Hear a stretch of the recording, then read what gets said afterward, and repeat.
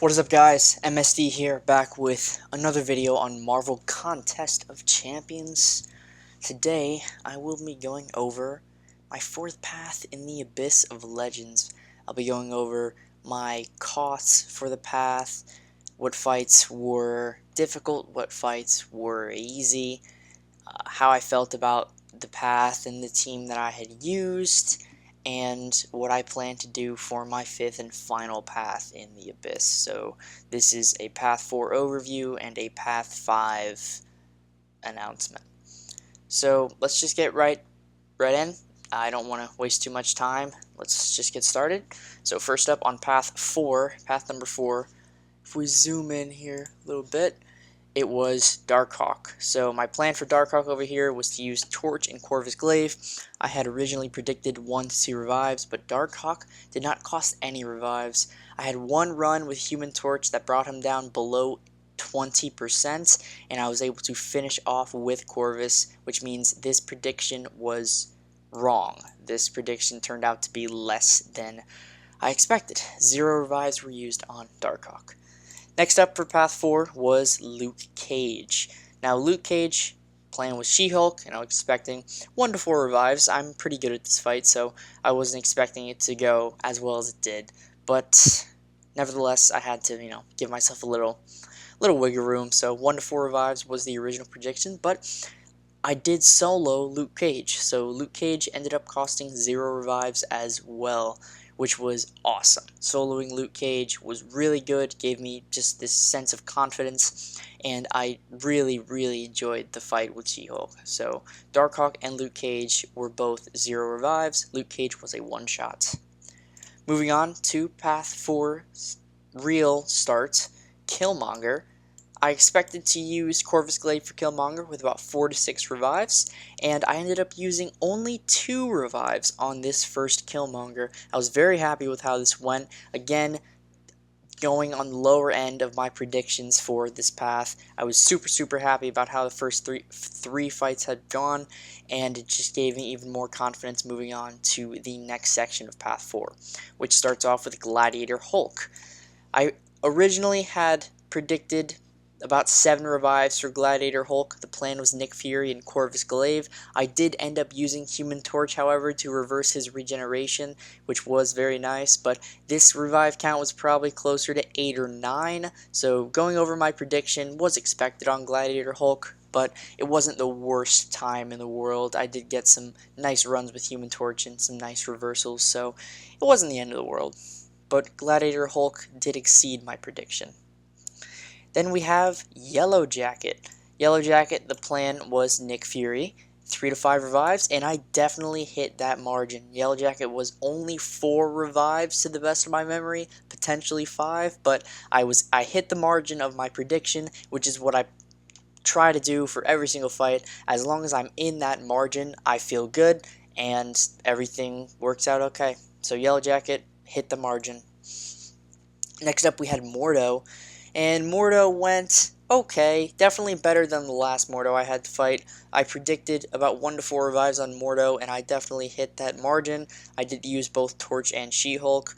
Mordo was probably 4 revives. I'd had to say 4 revives for Mordo, just because I had some runs with She-Hulk where he just was not playing into me, so I just ended up using Torch, and Torch did get the job done in the end. After that, we had Mephisto. Mephisto, Human Torch, very easy one-shot. Moving on from that one. And then, into the real meat of this path, we had Ghost Rider. Ghost Rider, the plan was Human Torch. 2 to 5 revives was the prediction, and boy did I hit that. 2 revives on Ghost Rider. It could have even been 1. The only reason that it wasn't 1 revive was because he evaded me and full comboed me into oblivion. So, yeah. That happened. But after Ghost Rider, we had Korg. Now, Korg was the reason that I had to bring Ghost. Well, I had to bring Ghost for 2 reasons, but Korg was really the main reason. Korg was definitely higher than my predicted value of revives. Korg probably took about 9 revives to take down with Ghost. I just had some runs where the RNG was bad. He just wasn't playing into me. Just not a fun fight, and I'm glad I never have to do that one again. So Yeah, Korg was not fun. But after Korg, we had Hood, and surprisingly, Hood was a little worse than Korg. I only suspected about 8 revives on Hood. Turned out to be more like 10 revives on Hood, and I wasn't too happy about that. I thought Hood would have gone a little better, but I mean, you know, you gotta do what you gotta do. I only had Ghost. She was my only viable counter for this fight, and I just had to get through it, and I did. So luckily it's over, but it just wasn't as fun as I originally had predicted it might have been. After Hood, we have Modoc. I predicted about 1 to 2 revives with Modoc. Nick Fury, obviously the champion of choice, and Modoc was 1 revive, so I was pretty happy about that. I got him down to 7% on my first try with Nick Fury. It was almost a one-shot, so if I was boosted up a little bit more, I probably could have gotten the one-shot on Modoc, which is really cool.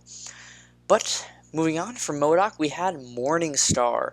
Morningstar was Torch, obviously, and the predicted revive count was about 3 to 5. I wasn't too sure going in how Morningstar would be with Torch, but Morningstar went very well. 1 revive with Human Torch. So for the majority of these fights, I have gone either under my predicted value or have met the predicted value. Only on a few of them have I gone over, but on this path, I felt like I did very well in my predictions, and that showed in how I ended up doing on this path in general in terms of unit cost. But after Morningstar was Darkhawk, the second Darkhawk of this path. The plan was Torch, 1 to 3 revives was the prediction, and it did end up being about 3 revives. So not the worst, not the best. Could have gone like the first Darkhawk over here where no revives were used, but what are you going to do? It's alright. Doesn't really bother me. He's down, so don't have to worry about him anymore. Then we get back onto the outer skirts of the path and fight Red Skull. So Red Skull, I predicted Nick Fury or all for this one. The revive count was 6 to 11. That was my predicted value, and I pretty much hit that medium. Red Skull was surprisingly fun with Nick Fury. Getting the light attacks, the quadruple lights to place the bleed, getting a few of those combos while he's above 2 bars of power, it really shows in the damage, and Nick Fury did a really good job. I would say probably spent 7 revives on Red Skull with Nick Fury, so very, very happy with that. Definitely better than the first time I fought Red Skull with Hyperion, which was 15 revives. Not a good time. After Red Skull, we have Bishop. Bishop, the only problem here was I didn't really have a solid counter for him. I predicted using Human Torch, or not predicted, I put down using Human Torch and predicted 1 to 6 revives, and it did end up costing about 4 revives. It would have been 3, but unfortunately he did evade me once while I was about to throw my special 2, and just completely blocked it and ruined me. So that was fun. But Bishop, I'm going to have to fight him one more time on Path 5, and I'm going to have to use Torch or potentially Colossus, try to stunlock. But Bishop, he's not the worst, he's just kind of annoying if you don't have the right counter. After Bishop, we have Symbiote Supreme. Sim Supreme was Human Torch and potentially She-Hulk, but I didn't end up using She-Hulk. It was all Human Torch. I predicted about 5 to 9 revives, and I definitely hit that margin. Sim Supreme was about 6 revives, so definitely not the worst, but, you know, nowhere near the best of, 3, 2, 1, or even 0. But he was okay. It wasn't too bad, and on my next path, I will have Void, so Sim Supreme should be a little bit easier. After Sim, we have Massacre. Massacre I used Corvus for, and it went very well. The revive count was a little high. It was about 4 or 5, so I did hit my predicted margin, but it could have been a lot lower if he would have played into me a little bit more. I know he's supposed to be aggressive, but man, boy, he just is so aggressive. And when you block, he becomes even more aggressive, so that's fun. But Massacre, he went fairly well with Corvus. The crits through the block were insane, and that, sent him to his grave. But on my next path, I'll have to use Nick Fury for Massacre, so that's going to be interesting, but we'll see what happens. After Massacre, we have Omega Red. the plan for Omega was She-Hulk, Ghost, and Corvus. I just ended up using She-Hulk here, and She-Hulk did it in about 2 revives, so nothing to complain about there. Omega, just another standard champion, pretty easy. After Omega, we had Hyperion, and I'm so disappointed that I did not record this Hyperion fight with She-Hulk, because it was a solo. I have the screenshots, and I have the final hit of the fight as a screenshot, the hit count and everything, and I can't believe I didn't record the fight.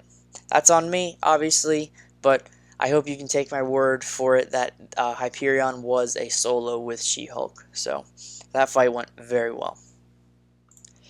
After Hyperion was the second Killmonger. The second Killmonger did not go as well as the first Killmonger. He was about 5 revives for this one, so yeah, definitely not the best, but it's alright. Corvus got the job done in the end. I was not in the right mindset to fight Killmonger for the first few tries, but the last 2 tries ended up getting him down, so I was fairly happy about that. After Killmonger, we have the last boss before Collector, Karnak, and Karnak actually kind of sucked. Karnak was probably 9 or 10 revives, just because the champions I had on my team weren't necessarily the greatest counters to Karnak. This is one of the reasons that I'm most likely bringing Colossus for my next and final path, because he can stun Karnak with his base ability, because if parry isn't active, he inflicts a stun on well-timed blocks. So Karnak was not fun. I ended up using basically everybody, so I can't remember one champ that I just stuck to using that much. I know I used Nick Fury a bit, but essentially everyone was thrown at Karnak, and he definitely went over the margin quite a bit. But after Karnak, we came to Collector. Collector went fairly well. Collector was 5 team revives and 2 single revives, so 580 units spent on the Collector. That's pretty awesome. If that was calculated into just single revives, what would that be? 5. That's like 15 or 16 revives on Collector, which is pretty awesome considering my team. But 5 team revives and 2 single revives on Collector, that's awesome. And I cannot wait to get back in there and finally finish him off once and for all. Get Abyss 100% and just chill, man. Just chill. So yeah, guys, in total, the unit cost for this path was 3,400 units. Just below that, it was more like 3,370, something like that. But 3,400 units if you want to round it. I feel like this path went very well, and I definitely went under my unit prediction here. So yeah, nothing else I can really say. Thank you all so much for watching. Expect an Abyss Path 5 prediction video relatively soon, and I hope to see you all in the next video. Peace.